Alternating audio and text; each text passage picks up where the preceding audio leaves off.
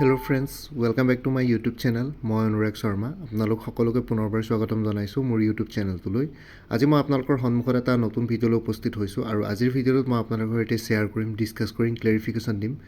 APSC Assam লোকসেৱা আয়োগ Assam public service কমিশ্যনৰ যোনটো কম্বাইণ্ড কম্পিটিটিভ এক্সামিনেশ্যন 2023-24 আছে, তো তাৰে প্ৰিলিমিনেৰী এক্সামিনেশ্যন যোৱাকালি যিহেতু ডেট ডিক্লেয়াৰ কৰিলে, ইয়াৰ আগতেও কৈছিলে টেণ্টেটিভ, তো কালিতো ফিক্সো কৰিলে যে 17 মাৰ্চ 2024। তো তাৰ কাৰণে আপোনালোকৰ হয়তো মনত এটা কুৱেশ্যন আছে যে এইবাৰ APSCৰ কুৱেশ্যন পেপাৰ অসমীয়াত আহিব নাই, APSCৰ প্ৰশ্ন কাকতসমূহ অসমীয়া ভাষাত আহিবনে? ঠিক আছে, প্ৰাৰম্ভিক আৰু মুখ্য পৰীক্ষা দুইটাতে, প্ৰিলিমিনেৰী প্লাছ মেইনছ দুইটা পৰীক্ষাতে কুৱেশ্যন পেপাৰ্ছ আছামিজ লেংগুৱেজত আহিবনে? কাৰণ আপোনালোকে যদি এটা নিউজ আৰ্টিকেল চাই, এই নিউজ আৰ্টিকেলটো 2021ৰে হয়। ঠিক আছে, 2021তে কোৱা হৈছিলে যে এইবাৰ নেক্সট ইয়েৰৰ পৰা APSCৰ কুৱেশ্যন পেপাৰ্ছ আছামিজ লেংগুৱেজত আহিব বুলি। APSC পেপাৰটো now be set in Assamese language 2 from next year. এইটো 2021ৰে নিউজ, কিন্তু 2022ত কিন্তু প্ৰিলিমিনেৰী আৰু মেইনছ এক্সাম হৈ গ'ল, তাতে কিন্তু আছামিজ কুৱেশ্যন পেপাৰ দেখা পোৱা নগ'ল। তো এই নিউজটো যদি চাই আপোনালোকে, হেমন্ত কুমাৰ নাথ, এইটো November 27, 2021, তো তেতিয়াই তেওঁ লিখিছিলে, বিশিষ্ট সাংবাদিক, তো তেওঁ তেতিয়াই লিখিছিলে যে APSCৰ এবাৰ নেক্সট আছামিজ লেংগুৱেজতো অহা হ'ব কুৱেশ্যন পেপাৰ্ছখিনি। আৰু ডক্টৰ হিমন্ত বিশ্ব শৰ্মায়ো কৈছিলে apart from English, question papers of APSC examination will be set out in the Assamese language too under the existing APSC combined competitive exam rules 1989. The question papers are set out only in English. ঠিক আছে, আগতে যিহেতু combined competitive exam rules 1989ৰ মতে অকল ইংলিছতে set কৰা হৈছিলে, কিন্তু এতিয়া যিহেতু আছাম পাব্লিক ছাৰ্ভিচ কমিশ্যনৰ combined competitive examination amendment rules 2019 আহিলে, তো তাৰপিছত আছামিজ লেংগুৱেজতো পেপাৰ আহিবলগীয়া আছিলে। আৰু সেইটো লিখিছে ডক্টৰ হিমন্ত বিশ্ব শৰ্মাই, এইটো এটা টুইট কৰিছিলে।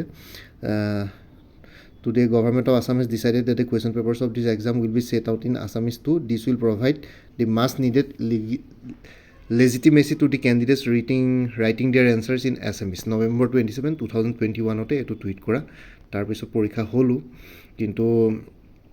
লাষ্ট ইয়েৰ পৰীক্ষা হৈ গ'ল। তাৰপিছত তথাপিতো কিন্তু মানে কুৱেশ্যন পেপাৰ্ছ আপোনালোকে আছামিছত নেদেখিলে। ঠিক আছে, কথাটো তেনেকুৱা। এতিয়া এইবাৰো কুৱেশ্যন পেপাৰ্ছ অসমীয়াত আহেনে নাই নাজানো, কাৰণ APSCয়ে যোনখন আপোনালোকৰ যোনখন এডভাৰটাইজমেণ্ট এইবাৰ ৰিলিজ কৰিছিলে, তাতে আপোনালোকে দেখিছে যে অকল মেইনছৰ কথা লিখা আছে যে মেইনছৰ এনচাৰ্ছ কেণ্ডিডেটসকলে অসমীয়াতো লিখিব পাৰিব, অসমীয়া আৰু ইংলিছ দুইটা মাধ্যমতে। কিন্তু তাতে এটাও কথা মেনশ্যন নাই এডভাৰটাইজমেণ্টখনত যে এইবাৰ কুৱেশ্যন পেপাৰ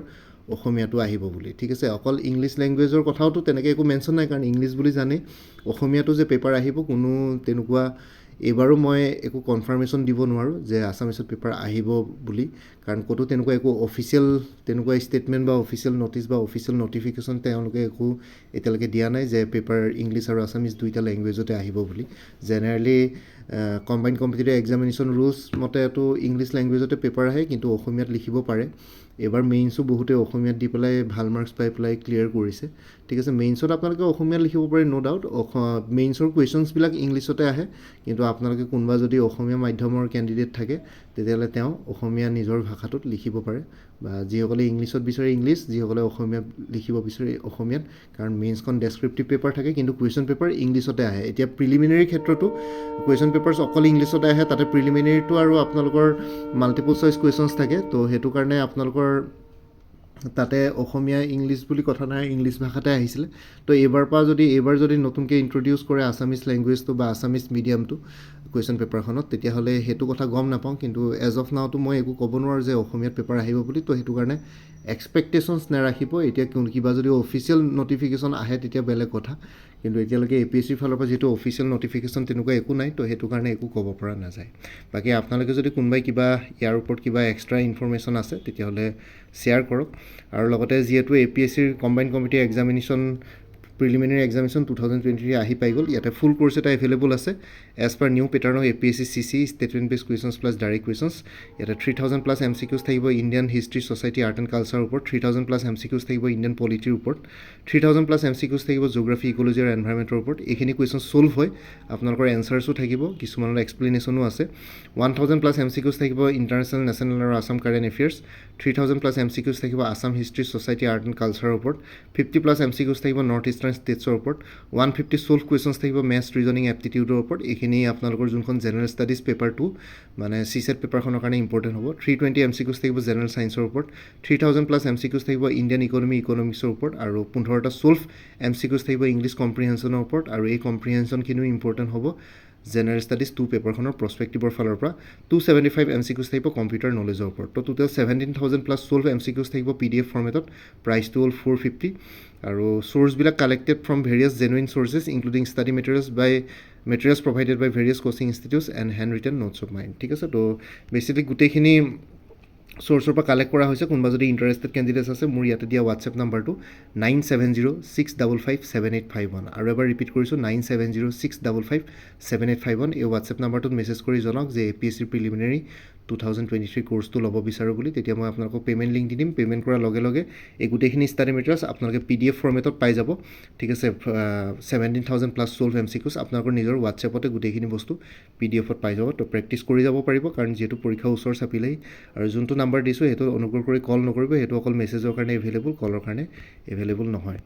আৰু লগতে কাৰেণ্ট এফেয়াৰ্ছখিনি এজ অফ নাও 2023 ফুল ইয়েৰ আৰু 2024 জানুৱাৰী মাহলৈকে আপডেট হৈছে বাকী ফেব্ৰুৱাৰী মাহটো চলি আছে ফেব্ৰুৱাৰী মাহটো কমপ্লিট হোৱাৰ পিছত মাৰ্চ আহিলে মানে ফেব্ৰুৱাৰী মাহটোৰ কাৰণে আপডেট হ'ব তো আপডেটেড ভাৰ্জনছখিনি পাই থাকিব এবাৰ ৰিমাইণ্ডাৰ দি দিলে হ'ল হোৱাটছএপত মেছেজ এটা কৰি খালি কথাটো হ'ল যে আপোনালোকে আকৌ কাৰেণ্ট এফেয়াৰ্ছ পাৰ্চেছ কৰিবৰ কাৰণে আকৌ এক্সট্ৰাকৈ পে' কৰিব নালাগে এইটোৰ ভিতৰতে থাকিব যেতিয়ালৈকে পৰীক্ষা নহয় তেতিয়ালৈকে আপোনালোকে কাৰেণ্ট এফেয়াৰ্ছখিনি পাই থাকিব বাকী ইমানে আছিলে এইখিনি জনাবৰ কাৰণে ভিডিঅ'টো বনালোঁ আপোনালোকৰ কোনোবা যদি ইণ্টাৰেষ্টেড কেণ্ডিডেটছ আছে মোক মেছেজ কৰি জনাওক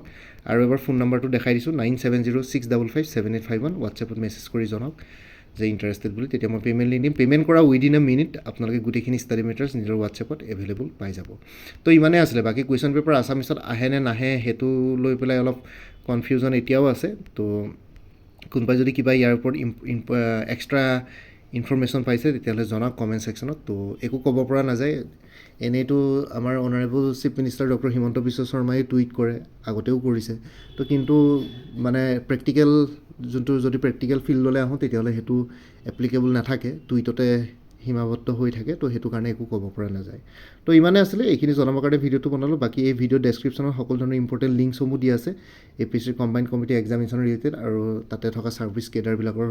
ৰিলেটেড এই ভিডিঅ'টোৰ ডেছক্ৰিপশ্যন চেক কৰিব লগতে মোৰ আৰু এটা চেনেল আছে অনুৰাগ শৰ্মা অসম IQ বুলি সেই চেনেলটোৰ লিংকটো এই ভিডিঅ'টোৰ ডেছক্ৰিপশ্যনতে দিছোঁ আপোনালোকে সেইটো চেনেলো ছাবস্ক্ৰাইব কৰিব পাৰিব চ' ভৱিষ্যতলৈ এনেকুৱা ধৰণৰ কম্পিটিটিভ এক্সামছবিলাক দিয়াৰ ক্ষেত্ৰত আৰু অলপ এক্সট্ৰা গাইডেঞ্চ পাই যায় বাকী এই ভিডিঅ'টোৰ ডেছক্ৰিপশ্যন আৰু কমেণ্ট ছেকশ্যন চেক কৰিব তাতে সকলো ধৰণৰ এই কোৰ্চটোৰ লগত এই কোৰ্চটোৰ ডিটেইলছখিনি দিয়া আছে এই কোৰ্চটো তাতে আপোনালোকে গৈ পেলাই মোক কণ্টেক্ট কৰিব পাৰে এবাৰ চাই ল'ব পাৰিব কোৰ্চটো